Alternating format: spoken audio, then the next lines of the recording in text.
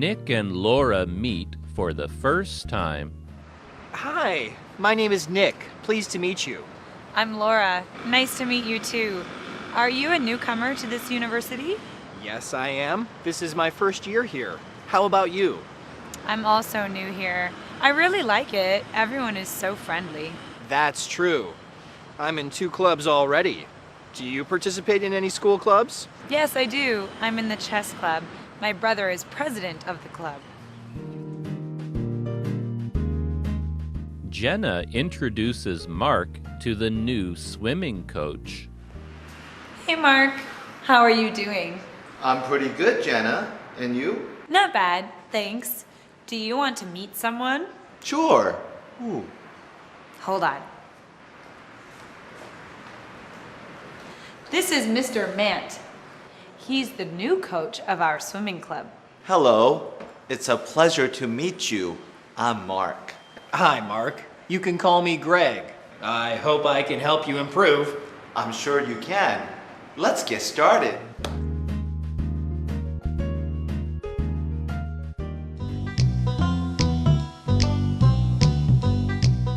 Hey everyone, I'm Rachel, and this is Jeff, and we're here to talk about this unit's dialogue. Hello everybody. When you meet someone, you can say, I'm pleased to meet you. Rachel, I'm pleased to meet you. Oh, thank you, Jeff. No problem. For example, I'm pleased to meet you, John. And yes, by saying this, I'm just saying that I'm happy to know this person, John, or this person, Rachel. Oh, really, the pleasure is all mine, Jeff. We have 2 dialogues today. In the first one, 2 students named Nick and Laura are meeting for the first time at their university. In the second, another student named Jenna wants to introduce her friend Mark to her swimming coach. Are you shy when you meet new people? Shy means a little nervous when talking to someone. So if you are shy, you're a little bit nervous or worried to meet new people. I'm pretty confident, I think. Now, in this case, the word pretty means not extremely or just sort of. For example, this sandwich is pretty good. It's not the best sandwich I've ever had, but it's okay.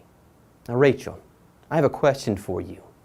Do you get nervous when you meet new people? Sometimes. I think it really depends on the situation.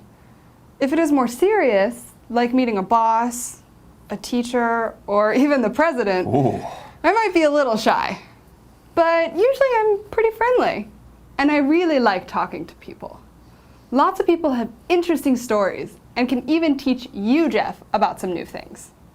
What about you? Do you get nervous when you talk to people? I'm never shy. I love talking to new people and getting to know new people. Anyways, let's get started on our dialogue. In our dialogue, Nick first introduces himself by giving Laura his name. Laura also gives Nick her name and asks him if he's new at their university.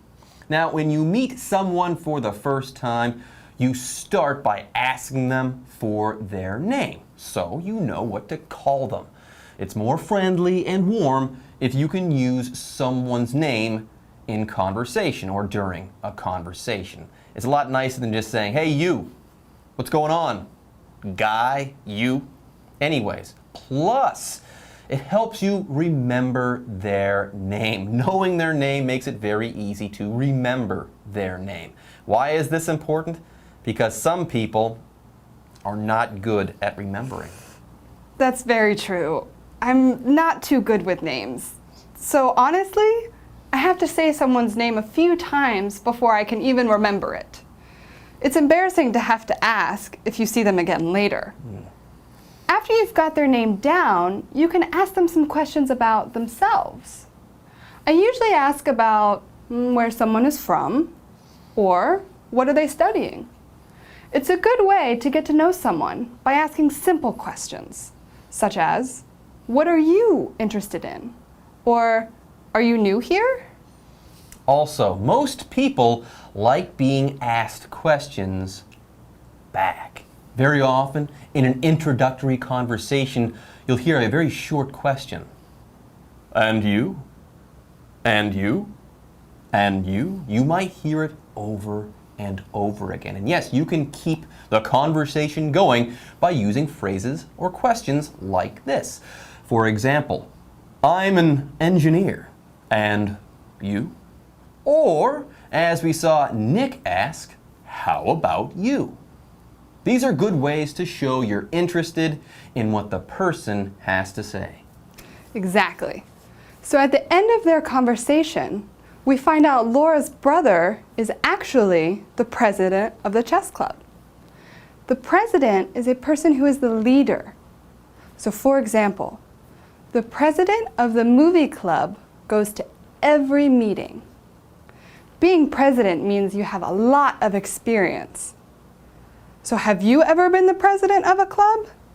President of a club? I was once president of the United States of America.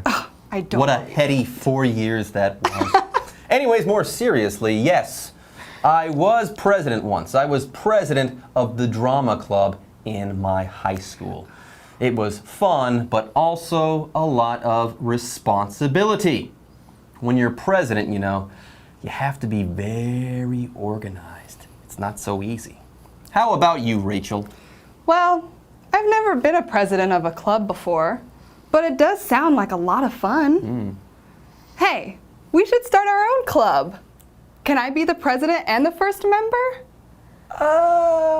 We'll talk about that Okay. later. Okay. Okay. Hey, what about when you introduce someone else? What can you say? And who introduces who? That is a good question. In our second dialogue, we saw Jenna introduce her friend Mark to her swimming coach, Mr. Mant.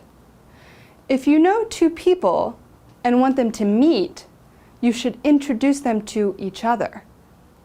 If you don't know the other person, you can wait for your friend to introduce them to you. Exactly. Jenna knows both Mark and Mr. Mant, so she introduces them. Mark doesn't know Mr. Mant, so he politely waits to be introduced. Got it? Jenna has to go find Mr. Mant first, though. Yep, that's correct. She tells Mark to hold on when she leaves the room. So to hold on means to wait for a short time for something to happen. Jenna wants Mark to stay where he is until she can get her swimming coach, because she really wants them to know each other. Here's an example. Hold on, I need to answer this ringing phone. Wait for me while I take this call. It might be somebody important, and I am the president of our new club, right? Sure you are. Sure you are. But don't expect people to wait too long when you tell them to hold on. When you use this phrase, you're indicating that you only want someone to wait for a short time, for let's say a minute or so. Okay? Anyways, as far as your phone call, I can't stay here all day and wait for you. I have things to do and people to see and goals to accomplish and countries to take over. Of course, Jeff. If I need you to wait longer, Okay. we might have to reschedule. I mean, I'm a busy woman too, you know. I'm not a woman. I'm a man. You're Oh, a woman. I'm and I'm man. the president. You think you are. Anyways, so after Jenna gets Mr. Mant, how does she introduce them? What can you say in a situation like this, Vice President? Well, we hear her give Mark a short piece of information about him, that he's the new coach of the swimming club. So in addition to a name, you can also give someone a little bit of information. Here's an example. This is Jeff. He is vice president of our new club. This I'm can the help president you. and a teacher. This can help you say why you're introducing this person or why they're important. For example, vice president, very important. True. It helps to know something about a person other than just their name, after all. Their job, or how you know them, or just something interesting about them can do just as well. Then you can ask about their day, how they are doing, or for even more information about them. It shows politeness, which is important if you are meeting someone for the first time. It makes a good impression. Now, an impression is how someone will remember you, and you want it to be positive. For example, she made a good impression on her teacher when she did all her work on time. Impressions, I should say, especially the first one, are very important. Okay, I think I'm ready to get out there, meet some new people. How about you, Jeff? Well, before that, we've got a reading to look at. Then we can talk about making our own club, right? The club for which I will serve as president for life. I think we can talk about that later. Sure. Sounds good to me, though. See you in the reading section.